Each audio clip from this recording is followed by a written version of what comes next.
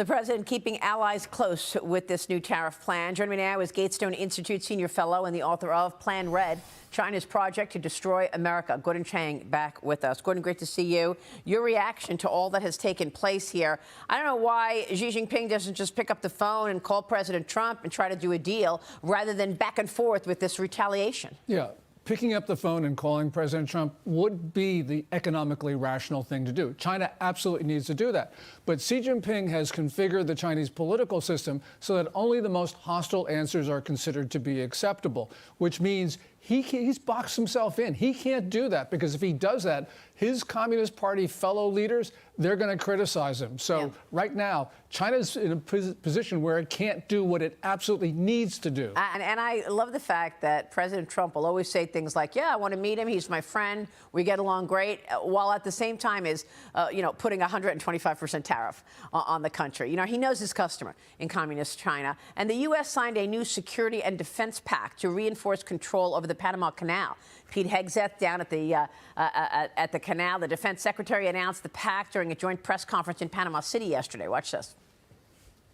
We also signed, with the Minister of Canal Affairs, a framework for U.S. military and auxiliary ships to travel through the Panama Canal first and free.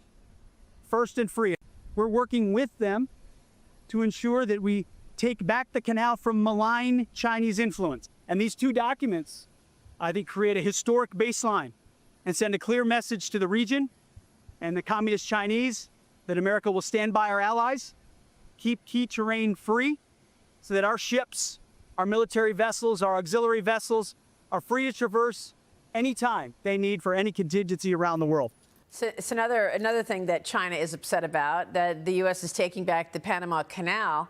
And, it seems to me that China's on its back heels right now. I mean, with all of these moves from President Trump, what do you think about the Chinese economy? What's the impact here? Well, the Chinese economy is probably around zero. And we see from the price signals, it's in a deflationary spiral down, which is really inconsistent with 5.0% growth that they reported for last year. So this is coming at a time where China's having its 2008. In 2008, they didn't want to have a recession, so they overstimulated their economy. They've accumulated all this debt. They don't know what to do with it because this debt is internal, which means if you try to resolve it, local parties are going to get hurt.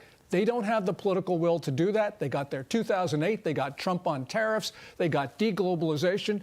This is all hitting China at the same time, and they have no answers to this in Beijing. Yeah, and you would think that they would come back and try to, schmooze Trump, try to get in his favor, but he recognizes that they're in a weakened position, and that 125% tariff's only going to make things worse. We'll see if they blink. Yeah. And who blinks first. South Korean officials are ready to talk about tariffs going down with the U.S. The country will hold snap elections in June, June 3rd, to choose the successor to former President Yoon Suk-yeol. He was ousted last year after briefly imposing martial law in the country, sparking those protests and riots. Gordon, what do you think about this? You've said democracy is at risk in this presidential election, and it could affect trade deals as well. Yeah, the leading candidate for the June 3rd election is a guy named Lee Jae-myung.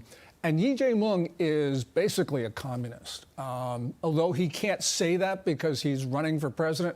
But the problem is he's very pro-China, very pro-North Korea, anti-U.S., anti-Japan. I see. And so we're in a risk here because South Korea could really go red very quickly. Wow. But the point is, on trade deals, Yi doesn't like the United States, so he doesn't want a trade deal with the U.S. He wants to kick our troops off the peninsula. He called them an occupying force. That's crazy. Yeah. So, right now, things are very much at a point where this is the most important election in South Korea's history, June 3rd. I'll tell you, what a difference this president and this administration is relative to the last one, where, the Oversight Committee was investigating all the money that the Biden family took in from communist China.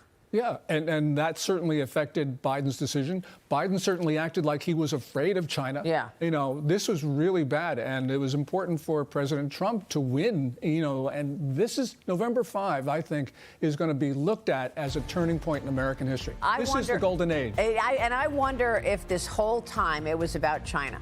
that President Trump needed to put China in a corner, and he wanted to do so in tariffs, and all of this other drama around it was never the focus. I don't know. I'm beginning to see it that way. Gordon, it's great to see you. Thanks, Thank you Maria. so much. Gordon Chang here.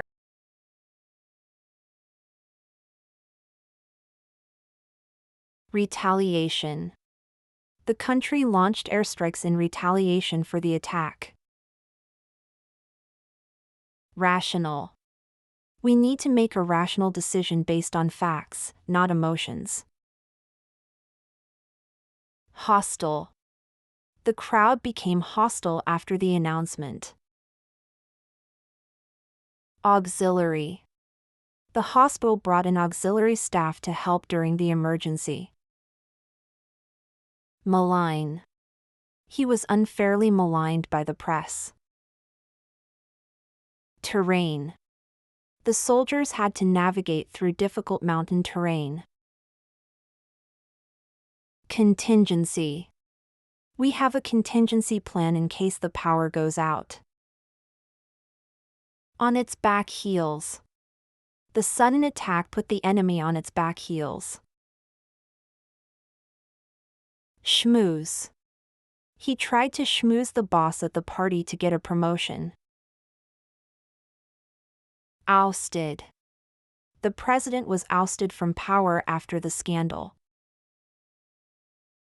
Peninsula.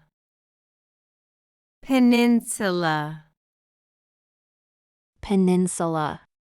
The Korean peninsula has long been a region of strategic importance.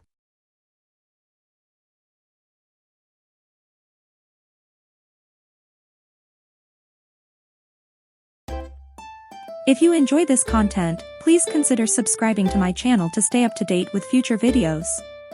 Thank you for watching.